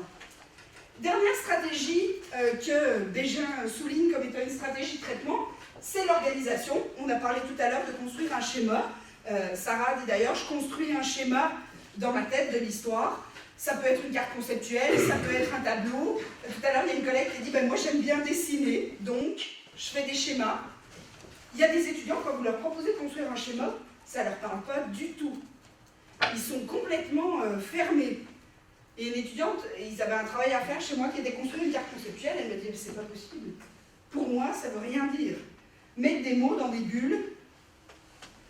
Et c'était vraiment un réel blocage pour elle à l'activité. À l'inverse, il y en a d'autres, Ils le font automatiquement. Vous parlez, ils vont construire une carte conceptuelle pendant que vous parlez. J'ai une collègue qui fait ça. À chaque conférence, elle construit une carte conceptuelle de la personne qui est en train de lui parler. Elle n'écrit jamais de phrase. Pour elle, directement, ça se met en ordre dans sa tête. Mais alors imaginez, si vous aimez bien les schémas, l'étudiant en face de vous, il aime bien quand c'est littéraire ou l'inverse, on se retrouve face à une difficulté. Quand j'ai fait ma thèse, mon directeur de thèse me disait « Ah, il faut schématiser, il faut diminuer ». Et mon co-directeur il me disait « Oui, mais il faut expliquer les schémas, il faut des mots, il faut les développer ». Branchez-vous les gars, parce qu'on ne va pas y arriver. Mais ils avaient en fait deux modes de pensée complètement différents. Mon directeur de thèse il disait « Si tu pouvais faire une thèse qui tient sur un post-it, je trouverais ça bien ». Mon co-directeur de thèse, il me dit, on va faire moins 250 pages, mais quel exploit. Donc vous voyez qu'on n'était pas du tout dans la même attente. Alors Bégin, en termes de stratégie d'exécution, il dit, il y a évalué. Et donc pour lui, elles sont déjà plus complexes, parce que pour lui, c'est amener l'étudiant à déterminer la valeur de l'activité. Au sens où, moi comme enseignant, je suis capable de vous expliquer pourquoi c'est important de connaître le théorème de Pythagore. Je suis capable d'expliciter la valeur de ce contenu-là, d'un cours dans un programme, d'un cours pour la formation ultérieure d'un professionnel. Et là, ça devient plus difficile. Il y a des étudiants, on le voit quand ils lisent un texte, ils ne comprennent pas pourquoi vous leur demandez de lire ce texte. Ils le font parce que la consigne dit qu'il faut le lire, mais ils en saisissent pas tout l'intérêt, toute la valeur par rapport au contenu, à la discipline, à ce que vous allez attendre d'eux. Et donc là, ça devient très difficile, parce que si pour vous, il y a une réelle valeur et un réel apprentissage à faire, et que pour l'étudiant, c'est un peu comme un mur, on se retrouve dans un espace qui est extrêmement difficile à mettre en pratique. Et donc, il faut que l'enseignant explicite en fait la valeur potentielle de l'activité, du contenu. C'est ça qui va permettre à l'étudiant de se dire « Ah ouais, d'accord, maintenant je fais le lien avec quelque chose, ça me parle ». Bégin dit « Il y a une stratégie qui est vérifiée ». Il dit en fait, c'est le lien entre le contenu que je propose à l'étudiant et les objectifs que je vise. Autrement dit, ce que je vous propose aujourd'hui répond bien à l'objectif que je nourris, à la finalité, à ce que j'espère que vous aurez comme learning outcome Saint-Valentin chez vous. C'est ces fameux contenus qui sont parfois complètement pas en lien avec l'objectif. Je pense à un collègue qui un jour me dit bon ben je fais tel contenu dans mon cours, en chimie, on regarde ensemble ces objectifs, puis je lui dis, tiens, on va essayer de faire le parallèle, tel contenu pour tel objectif. Puis finalement, on est arrivé avec 5 contenus sur 15 qui n'ont aucun lien avec les objectifs visés. Et il me dit, oui mais j'aime bien. C'est légitime, mais c'est ennuyeux, considérant qu'on n'atteint pas nécessairement les objectifs. Surtout que sur 4 objectifs, il y en avait un qui était nullement atteint. Parce qu'évidemment, il faisait un contenu qui n'avait pas de lien, mais qui trouvait bien. Mais il n'était pas capable de me dire, ben oui, et dans mon cours c'est important. Et en fait, dans le programme, on constatait que ces contenus-là qu'il voyait, après ça, l'étudiant pouvait complètement les oublier parce qu'ils n'étaient plus du tout remobilisés. Mais lui, il aimait bien. Et donc là, il y avait vraiment un décalage et on se rendait compte que pour les étudiants, c'était extrêmement difficile de le comprendre parce qu'ils disaient, mais de toute façon, ça ne nous sert à rien. Et ils avaient dans ce cas-là pas tout à fait tort. Autre stratégie de Bégin, produire. C'est l'idée de faire faire à l'étudiant. Que ce soit lui faire écrire une synthèse, que ce soit lui faire écrire, lui faire produire un schéma, que ce soit lui demander de formuler des exemples, que ce soit lui demander de le réexpliquer à quelqu'un d'autre. Tout ce qu'en fait vous allez faire en sorte de le mettre en activité, on est vraiment dans un espace de production. Mais déjà quand on le fait répéter, on est dans un espace de production de quelque chose, de bas niveau versus de haut niveau. Et ça, c'est une stratégie qui est assez peu utilisée en classe par les enseignants. On va l'utiliser dans les TD quand on leur fait faire des exercices ou des choses comme ça, mais en cours magistral, par exemple, elle est peu mobilisée, cette stratégie-là. Oui? En fait, je suis juste pas sûre d'avoir bien compris. Ça, c'est les stratégies que l'enseignant peut mettre en œuvre. C'est pas celle que l'étudiant va mettre. Les deux, en fait. D'accord. L'étudiant pourrait faire quelque chose et le prof va lui faire faire quelque chose. Donc en fait, la stratégie, elle est toujours dans un espace de double transfert potentiel. C'est juste que les exemples, vous les avez donnés pour l'enseignant. Voilà. Mais l'idée, c'est que si vous amenez à prendre conscience à l'étudiant que s'il fait lui-même sa synthèse ou son résumé, ça va être beaucoup plus facile. Prenez un exemple, le fameux... comment vous avez appelé ça là? C'est la page recto verso. Ah, les antisèches. Une anti-sèche. Quand je propose à l'étudiant de revenir avec une anti-sèche à l'examen, nombre d'étudiants qui disent je vais prendre l'anti-sèche de Basile, ça va me gagner 1 heure de ne pas la faire. Puis après l'examen, ils me disent ça ne servait à rien, le truc de Basile. C'était nul. Ben non, ça a très bien servi à Basile, parce que lui, dans sa structure organisationnelle, il l'a structuré de manière intelligente, sa production. Alors que l'étudiant qui ne l'a pas fait, il n'a pas pris la peine d'organiser sa connaissance, donc il n'a rien produit, il a utilisé la production de quelqu'un d'autre, mais il n'a pas eu d'impact en fait en matière de stratégie. Et donc en ce sens-là, ça c'est une stratégie de haut niveau que de créer une anti-sèche. Une anti-sèche intelligente, c'est vraiment pas facile à faire. Vous avez toutes les stratégies de l'étudiant qui écrit le plus petit possible, et alors il est là avec, oh là là, alors il a écrit dans tous les sens de la feuille, il doit regarder avec une loupe, à l'étudiant qui a fait presque tout en schéma, parce que pour lui ça lui parle, à celui qui a recopié plutôt mot à mot ce que vous aviez écrit dans le livre. En fait, on trouve toutes sortes de stratégies, mais elles ne vont pas toutes être efficaces en fonction de l'étudiant. Si vous mettez plus de temps à essayer de lire votre anti-sèche qu'à répondre à la question, c'est un peu raté. Même problématique avec les questionnaires à livre ouvert. L'étudiant qui n'a pas préparé son matériel correctement, forcément, vous n'allez pas poser la question qui est à la page 52. Vous aussi, vous êtes un peu futé, vous allez faire des questions intelligentes en sachant qu'ils ont le livre avec eux. Et donc, c'est intéressant de voir que l'étudiant s'y prépare comme si de rien n'était, comme si vous alliez poser la fameuse question de la page 52. On le voit avec les étudiants en droit, par exemple, chez nous, où au début, ils arrivent et disent bah, « c'est pas difficile, on peut avoir le code ». Ben ouais, quand tu vas avoir les 1800 pages devant toi et la question, j'espère que tu l'as un peu lu et structuré avec des post-it et des couleurs, parce que 2 heures, ça va te sembler court tout d'un coup. Ils sont à voir une fois, après ils disent « ouh là là, il faut le préparer finalement ». Et en fait, tout ce travail qu'ils font en amont, c'est une stratégie d'organisation des connaissances, de réflexion. Et c'est un peu l'idée du programme qui dit « mais ils auront toute leur vie le code. Je m'en fous qu'ils connaissent l'article par cœur. Mais je veux qu'ils soient capables de l'utiliser intelligemment.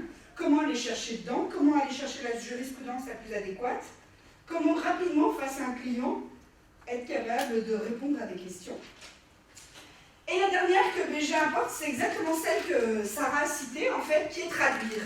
Donc c'est transformer quelque chose d'un langage à un autre. C'est traduire ce texte en schéma, un schéma en texte, une équation mathématique en phrase, une phrase en équation mathématique. Là, on se rend compte que c'est beaucoup plus complexe. Là, on est vraiment dans une logique où ma traduction peut être complémentaire à ce que l'enseignant fait, mais je suis capable de comprendre. Je suis capable de me comprendre quand je le transforme, et ça me convient. Donc là, on est vraiment en pleine activité du sujet. Il n'est plus du tout dans un espace de répétition, mais il est vraiment dans un espace d'avoir intégré la connaissance et d'avoir transformé ses chaînes de pensée. Et là, on est vraiment dans une entrée en mémoire à long terme, où il est capable de le mettre en pratique. Et c'est le fameux étudiant qui a aucun problème quand vous lui demandez justement de transformer en épistémologie la connaissance, la question, parce qu'il a transformé le contenu du prof pour le faire sien, il est capable de répondre à la question de manière beaucoup plus intelligente que moi. Parce qu'il a une stratégie de plus haut niveau. Alors, deuxième stratégie importante, les métacognitives. Elles semblent très simples, et pourtant elles sont probablement les plus complexes pour les étudiants et pour l'enseignant. Déjà, il y a anticiper. Anticiper, c'est identifier les connaissances antérieures. Quelles sont les connaissances antérieures dont les étudiants ont besoin pour pouvoir comprendre l'exercice? C'est sûr que vous, ça vous semble souvent très évident, mais si on avait vraiment besoin de faire le travail pour chaque contenu de cours, de quelles sont les connaissances antérieures qu'ils devraient avoir pour réaliser mon exercice, pour faire les liens entre ce que je leur présente aujourd'hui et ce qu'ils ont fait auparavant, on se rendrait compte que c'est extrêmement difficile. Et les étudiants ne le voient pas toujours, le lien entre leurs connaissances antérieures et ce que vous êtes en train de leur expliquer. Et parfois, pourtant, vous vous dites, ben oui. Et quand vous le verbalisez, l'étudiant dit, ah oui. Mais si on ne le verbalise pas, ce lien, il est rarement automatique. C'est-à-dire que l'étudiant voit beaucoup les cours et le programme comme une série de petits silos, côte à côte. Pour Jean-Louis, il faut quelque chose, pour Basile, il faut quelque chose, pour Céline, il faut quelque chose. Mais ils ratent parfois ce morceau, ils se disent, ah ben oui, ce qu'on a fait dans le cours de Jean-Loup, je peux le réinvestir dans le cours de Basile, et d'ailleurs c'est la base pour m'amener à comprendre la suite. Et donc, je ne suis pas dans un espace de cumulation de connaissances, mais bien d'intégration, en fait, de ces connaissances. Et ça, c'est quelque chose de difficile pour les étudiants, d'en prendre conscience non seulement sur le contenu, mais aussi sur leur processus. C'est-à-dire que l'étudiant, va falloir qu'il planifie. Et planifier, c'est aussi connaître ses stratégies et choisir les bonnes au bon moment. Vous, tout à l'heure, vous avez essayé de choisir la meilleure stratégie en fonction du moment et vous avez dit, finalement, on ne la choisit pas vraiment, parce que c'est très inconscient. Mais pour un étudiant en cours de développement, il faut qu'il la choisisse en fait. Et comme il n'en a pas conscience, qu'on ne lui en a pas parlé, qu'on ne l'en connaît pas beaucoup, il fait un peu comme vous. Il choisit pas, mais ce n'est pas nécessairement la bonne. Et pourtant, quand je lui en parle, il va me dire « Ah ben, j'ai même pas pensé. En fait, je me suis assis et j'ai fait comme d'habitude. » Et les étudiants qui vivent l'échec en première année, c'est souvent ce qu'ils vont dire. Je comprends pas, j'ai fait comme d'habitude. Et il est là le problème. C'est qu'ils ne discriminent pas en fait de se dire oui, mais dans le cours de mademoiselle, c'est pas comme d'habitude. Parce que ce qu'elle demande, c'est pas la même chose. C'est pas ce que je faisais avant. C'est plus loin, c'est décomposer, c'est être capable de donner des exemples. Quand j'apprends aux étudiants ce que c'est la psychologie culturelle et en quoi il peut avoir un impact intéressant dans le monde, puis que je leur dis, donnez-moi un exemple dans votre classe pour me démontrer que la psychologie culturelle est intéressante, tout d'un coup, ils ont beau savoir c'est quoi, s'ils n'ont pas fait le travail d'imaginer comment elle pouvait impacter positivement et négativement leur enseignement, ils se retrouvent bloqués face à ma question. Et donc c'est là qu'on a besoin de les amener à anticiper ce qu'ils peuvent faire et à travailler, à réfléchir à leur processus. Autre de Bégin, s'autoréguler, vous la connaissez, on se parle d'autorégulation tout le temps, s'ajuster au bon moment, choisir la bonne, tout d'un coup se rendre compte que, voilà, je suis la veille de l'examen, il me reste 3 heures et 250 pages que je n'ai pas encore lues. Qu'est-ce que je fais?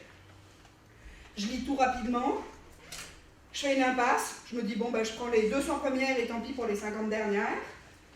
Je choisis stratégiquement un peu de tout, mais rien en profondeur. L'étudiant va s'ajuster en fait à ce moment-là en cours de processus. Alors il y a le en cours de processus, mais il y a aussi à l'après-processus.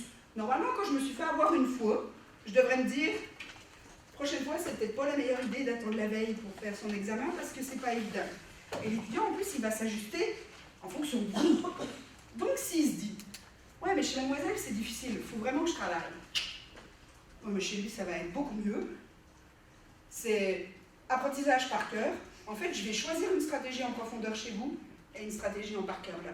En fait, l'étudiant qui comprend la game finit par se dire « Ah ben, je sais où je mets mes énergies et je ne le fais pas ailleurs. » Et il faut savoir que cet espace de stratégie métacognitive, il est difficile parce que les étudiants en ont très peu conscience et il n'est pas facile à mettre en pratique parce que ça prend du temps. Et que c'est un processus qui est très individuel. Chacun fait son chemin autour de ses stratégies. Mais on devrait amener l'étudiant à chaque fois se dire que vous ayez réussi ou échoué, vous devriez vous poser la question du pourquoi. Quel que soit le résultat que vous avez eu. Et est-ce que les stratégies que vous avez mises en place pourraient ou devraient être revues? Parce que c'est pas parce que tu as réussi que tu as choisi la bonne au bon moment. Parfois, il y a un peu de hasard. Imaginons que je décide que je fais une impasse, je prends juste les 100 premières pages sur les 250, je réussis. Ça ne veut pas nécessairement dire que ma stratégie est bonne. Ça veut peut-être dire que j'ai eu du bol, que le prof, lui non plus, n'a pas choisi les 150 dernières pour poser la question. Donc il ne faut pas non plus que l'étudiant se survalorise en se disant « Oh, j'ai choisi ça, l'impasse, ça marche à tous les coups ». Ce qui va finir par être déçu.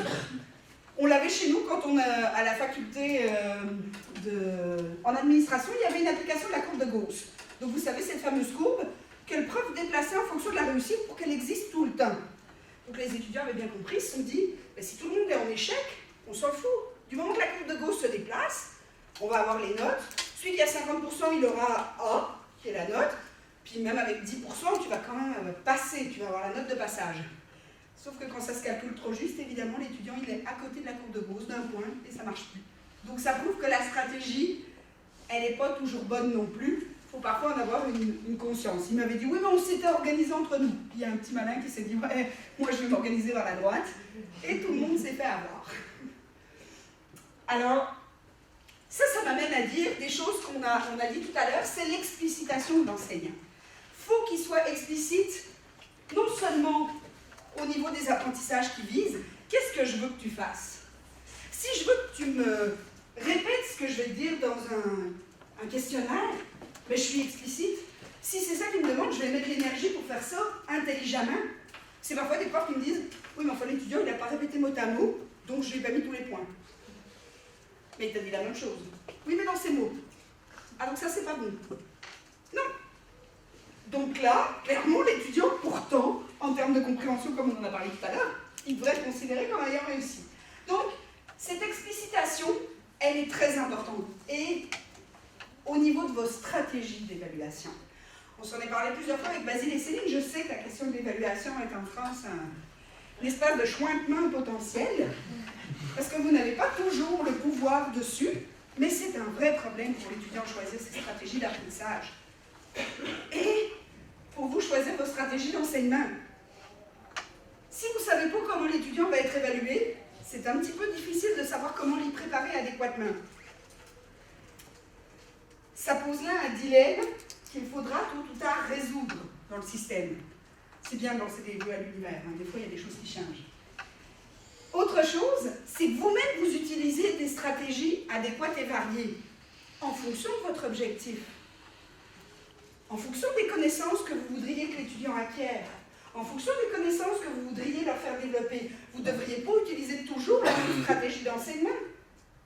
Si votre objectif bouge, ça ne devrait pas être une répétition infinie de se dire, finalement, quel que soit le contenu, j'utilise la même chose. Quel que soit le niveau, que je sois avec des étudiants de première année ou en doctorat, j'utilise la même stratégie. Il y a quelque chose là qui est de l'ordre de l'ésotérique, de croire qu'on doit utiliser la même chose. Et évidemment, verbaliser les fameuses stratégies d'apprentissage potentiel. Les verbaliser, c'est au sens de l'expliciter. Quand vous faites quelque chose, par exemple, un PowerPoint où on aurait en gras les mots qui sont les éléments essentiels. Ou utiliser un PowerPoint où on n'aurait que l'essentiel. On veut toujours leur donner un max d'informations, mais ça fait en sorte que certains étudiants ont beaucoup de mal à savoir si c'est une information essentielle ou une information qui est finalement plutôt de l'ordre de l'anecdotique. Il y a quelques années, j'avais proposé aux étudiants d'écrire les questions d'examen en disant les contenus essentiels, produisez-moi 10 questions sur le cours. Ça faisait peur, hein. Je ne pense pas que j'aurais réussi l'examen de la plupart d'entre eux. Il y avait des questions, des détails où tu te dis pourquoi vous l'avez jugé essentiel? Et puis c'était intéressant parce que les étudiants me disaient on a passé beaucoup de temps dessus. Ah, oui. Ou il y a un texte dont la moitié dans le portefeuille de lecture porte sur le sujet, donc c'est essentiel. Et en fait, notre moyen de discrimination n'était pas nécessairement identique et entraînait un biais dans les stratégies qu'ils mettaient en place pour pouvoir répondre à mon évaluation. Donc là aussi, j'ai fait un travail à me poser des questions en disant je devrais avoir des stratégies d'enseignement qui leur permettent d'identifier ces éléments-là. Alors, il y a une citation en fait qui est de l'Université du Québec à Rimouski que je trouve intéressante, qui dit aux enseignants « L'enseignement de méthode d'apprentissage est contre-productif s'il n'est pas accompagné d'une réflexion de nature métacognitive. » Autrement dit, de se poser des questions sur ces stratégies d'apprentissage. Je veux bien vous en lister des infinis puis vous dire « Ah, vous devriez faire ça, faire ça, faire ça, faire ça, faire ça, faire ça. » Mais si je ne vous dis pas dans quel contexte, pour quel objet ou comment, ça ne sert à rien. En fait, c'est à peu près comme vous enseignez ma liste d'épicerie. C'est-à-dire qu'on voit que ça ne porte pas d'effet, c'est du blabla. Et donc, il faudrait pouvoir comprendre les avantages et les limites de chacune d'entre elles, en fonction des objectifs visés, en fonction des conditions de leur application, en fonction de vous. Quand je suis rentrée à l'université, j'ai longtemps été un oiseau de nuit et de très nuit. Et donc, je me disais, moi, à travailler la nuit, ça me va bien. Puis comme je n'ai pas beaucoup besoin de dormir, je dormais 5 heures par nuit, ça me suffisait amplement. Donc je faisais des super journées, évidemment. Puis il y a une étudiante qui logeait avec moi qui m'a dit, si tu y arrives, je vais suivre le même rythme. Et ça a été catastrophique, sa session d'examen. Puis elle m'a dit, je comprends pas. Puis moi, à l'époque, je me posais pas beaucoup de questions. Aujourd'hui, je réalise qu'en fait, on n'avait pas du tout le même rythme de vie. Cette fille-là, vous avez besoin de 10 heures de sommeil. Elle se privait de 5 heures chaque nuit, en se disant, oui, mais sinon, tu es capable de le faire, c'est que c'est la bonne stratégie, ça marche, elle réussit. Il forcément, ça ne marche pas du tout. En fonction de qui je suis, en fonction du contexte, en fonction de la manière dont on gère, il n'y a aucun moyen de considérer que je peux répéter la stratégie de quelqu'un et qu'elle va être fonctionnelle. Alors, ce qu'on sait par contre, que la recherche a démontré jusque-là, et elle date de 1994, mais elle a été reproduite et citée à plusieurs reprises, c'est que les étudiants efficaces, finalement, ils connaissent un grand nombre de stratégies d'apprentissage. Ils sont capables de m'en citer comme vous le faites. Et donc, en fait, ils ont une palette variée qui s'offre à eux. Ils ont développé, par leur passé, ces stratégies. En plus, ils savent les appliquer de manière adéquate. Finalement, ils sont intelligents dans leur application des stratégies. Ils ont compris quand les utiliser, comment les utiliser, pour quel objectif les utiliser. Donc, ils le choisissent presque, comme vous l'avez dit tout à l'heure, intuitivement. Ils se disent, ah ouais, pour ça, c'est celle-là qu'il faut. Ils savent comment faire. Ils la choisissent, ils les choisissent bien et ils savent les gérer. À quel moment utiliser laquelle?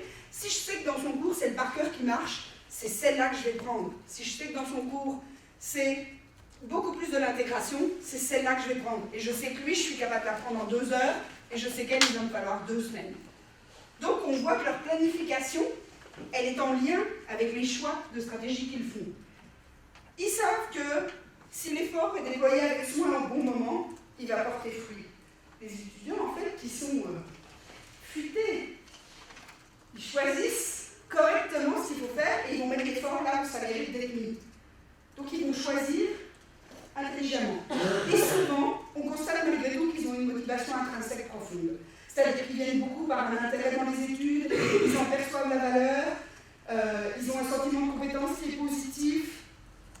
Ils ne sont pas tellement là pour se dire je viens parce qu'il faut bien que je décroche un papier, mais ils viennent vraiment par intérêt à s'asseoir, à écouter, à partager, à échanger, à dessiner, griffonner, faire des schémas. Et donc, quand le cours leur apporte pas cette motivation intrinsèque, ben ils sont suffisamment stratégiques pour choisir la bonne, en fait, intelligemment au moment clé. Mais la majorité du temps, ils le font par passion et intérêt. Donc là, on voit quand même un type d'étudiant qui peut être facilement favorisé. C'est le cas des étudiants qui, par exemple, dans le système d'admission post-bac, vont être choisis dans l'école qui les intéresse bien spécifiquement. Forcément, j'ai un étudiant qui travaille là-dessus, il me dit ah, les étudiants, ils sont quand même vraiment bons. Ben oui, médecine chez nous aussi sont vraiment bons. Hein. Ils sont sélectionnés, alors forcément, on les a choisis d'abord sur leur code AR, donc le niveau qu'ils avaient atteint. Ensuite, ils ont fait un examen écrit. Et après ça, on a fait un entretien d'embauche. Forcément, ils sont bons. Et en plus, ils correspondent à l'esprit du programme. Forcément, si je les choisis, c'est parce que je pense qu'il va coller dans mon programme. Pas difficile tout d'un coup qu'il soit efficace. Donc là aussi, il faut être attentif à ne pas tirer des conclusions sur quelque chose que le système met en place de lui-même. Alors, il y a après de l'étudiant à l'enseignant, et c'est là que je veux faire le lien, de vous dire, tout ce qu'on s'est dit aujourd'hui, c'est des choses que vous pouvez faire, mais que l'étudiant, vous pouvez amener l'étudiant à faire, ou que l'étudiant peut faire, on est dans ces bases communicants, c'est d'appréhender les différents types de connaissances. Vous avez sans doute déjà entendu parler des connaissances déclaratives, les connaissances fondamentales, ce qu'on appelle les savoirs, les connaissances procédurales, les savoir-faire, et on va parler des connaissances conditionnelles, c'est-à-dire savoir quand utiliser quoi, à quel moment. Si vous conduisez une voiture, vous connaissez le code de la route, dans ce grand pays, disons, pour la majorité d'entre vous. Vous savez comment faire pour conduire une voiture. Vous savez que quand il fait comme aujourd'hui, qu'il neigeasse, que la chaussée est légèrement mouillée, que vos pneus sont un tout petit peu usés, qu'il est tard, que vous avez bien un verre de vin, de facto, vous allez savoir adapter votre conduite, dans la majorité des cas, par votre prise de conscience. Et c'est ça, ces connaissances conditionnelles. C'est être capable de choisir au moment adéquat ce que vous allez faire, comment, pourquoi. Et c'est quelque chose qui s'analyse en fait, et où on se dit, ah ben oui, et c'est ce que fait mon étudiant quand il se dit, c'est la stratégie la plus adéquate pour cette connaissance-là. Il fait en fait le travail de se dire, ben, je sais pourquoi je l'ai choisi, c'est pas au hasard. Connaître les règles du jeu. Si je ne connais pas comment je vais être évalué, si je ne sais pas si je vais avoir une question ouverte d'une page à résoudre, ou une question à choix multiple, ou un vrai ou faux, c'est pas tout à fait pareil pour me préparer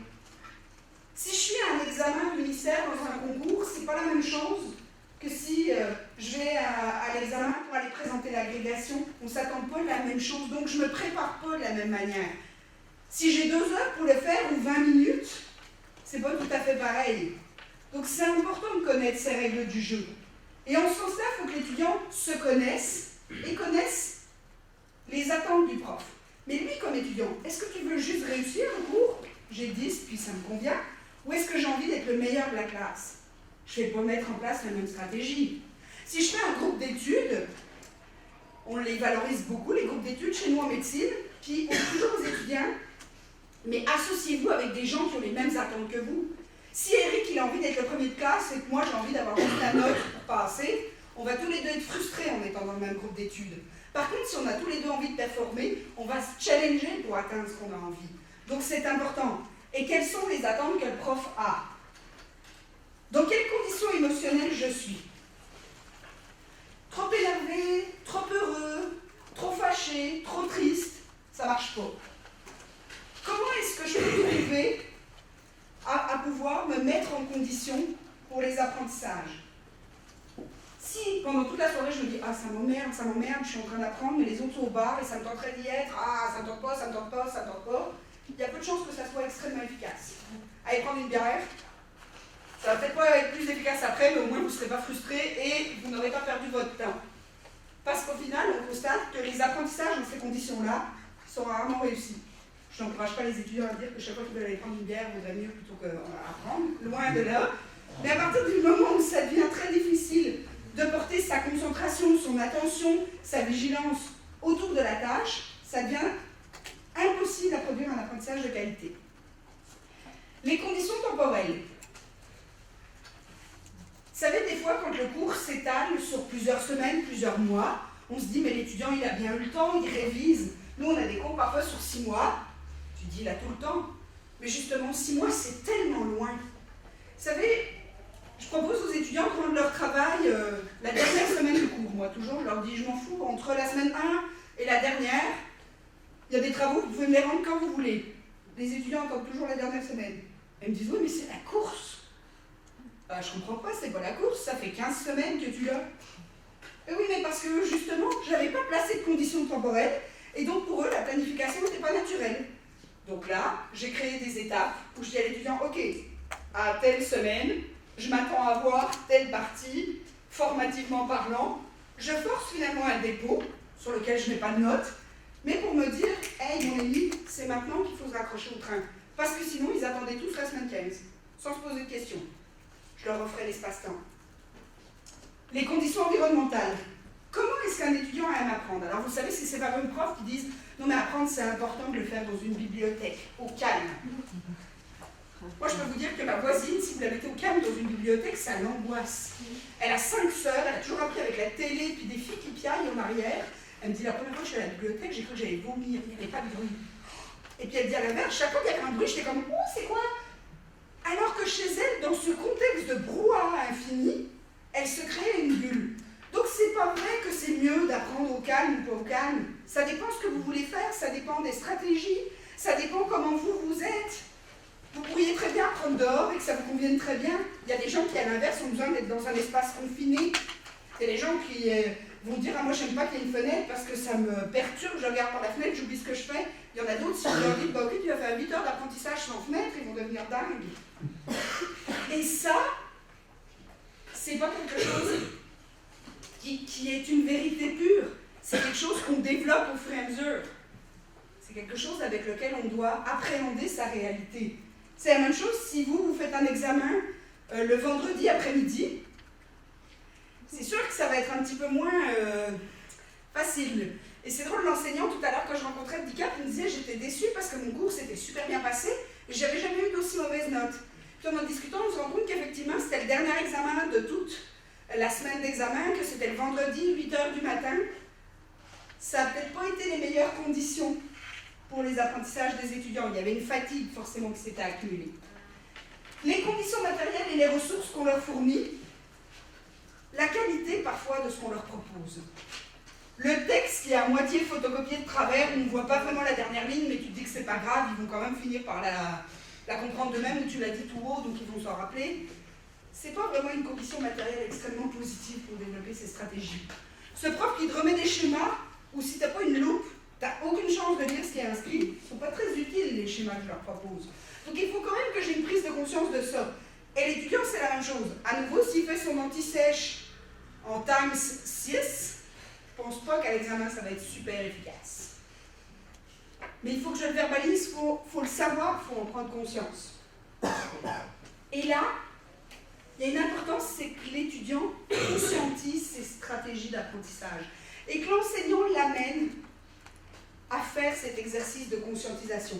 Cette métacognition, d'en prendre conscience, ça semble évident quand je vous le dis aujourd'hui. Et pourtant, c'est vraiment complexe pour un étudiant d'avoir conscience de ses stratégies. C'est souvent après qu'elle lui semble. Il se dit, ah bah oui, vous l'entendez les étudiants qui disent, ah dans tel cours, ben moi j'ai juste fait apprendre par cœur et ça a marché. Donc ça prouve bien qu'il l'a compris, la stratégie d'apprentissage. Mais au moment même, il n'en a pas nécessairement conscience. Et puis, les faire évoluer. À nouveau, quand j'entre en première année à l'université, je dois passer les gros cours où on est 250, je choisis les stratégies les plus efficaces, on est 800, on est 1000, je dois passer le concours. Quand j'arrive au doctorat, je ne devrais pas utiliser les mêmes stratégies. On le voit sur l'écriture scientifique. Les étudiants qui me disent, je ne comprends pas, j'ai fait comme d'habitude. Ben oui, mais c'est plus ça que j'attends. D'ailleurs, c'est difficile souvent pour un étudiant de master d'écrire son mémoire. L'écriture que j'attends de lui est très différente de l'écriture que j'attends de lui dans un travail de session plus court, plus petit, plus condensé. Je pense à une étudiante que j'ai pour qui c'est extrêmement difficile d'écrire un mémoire. Si vous lui prenez les morceaux séparés, ça marche bien. Elle est capable de vous écrire sur tel concept, sur sa méthodologie, sous tel morceau. Mais quand vous remettez tout ensemble, vous vous dites, attends là, on n'emploie même pas le même mot. Ah oui. Pour elle, c'est d'une complexité majeure de regarder ça dans son ensemble. Elle utilise en fait exactement ces mêmes stratégies dans ses travaux. Elle ne les a pas du tout fait évoluer dans sa manière d'écrire. Et puis, proposer à l'étudiant d'en essayer de nouvelles. Et vous-même, vous en avez certainement essayé de nouvelles. Quand vous voyez passer des choses sur la technologie, se dire, tiens, j'ai vu Prezi, ça m'intéresse, j'aimerais ça essayer. Je l'essaye, après, ça me plaît pas. Mais au moins, d'en tenter. Si j'en tente jamais, je ne saurais jamais si ça marche ou si ça ne marche pas. Et donc pour ça, pour moi, il y a une question de vouloir mettre en place des stratégies. Je veux le faire, puis je peux le faire, je m'en donne les moyens. Et ça, si je suis capable de combiner, je choisis la stratégie que je veux, je la connais, je sais comment la mettre en place adéquatement, ça va m'entraîner à un apprentissage en profondeur. Et c'est là que c'est extraordinaire que mon étudiant efficace, il parvient à faire ça. Si je le fais intelligemment, je vais être capable d'aller mettre cette information dans cette mémoire à long terme. Évidemment, tout ce que je vous ai dit aujourd'hui, ça paraît bien beau. C'est bien tout découpé. Je vous propose des stratégies. Pour tel truc, vous allez faire un tableau. Pour tel truc, tu vas faire du par cœur. Pour tel truc, tu vas faire ça. Ça a l'air bien, c'est beau.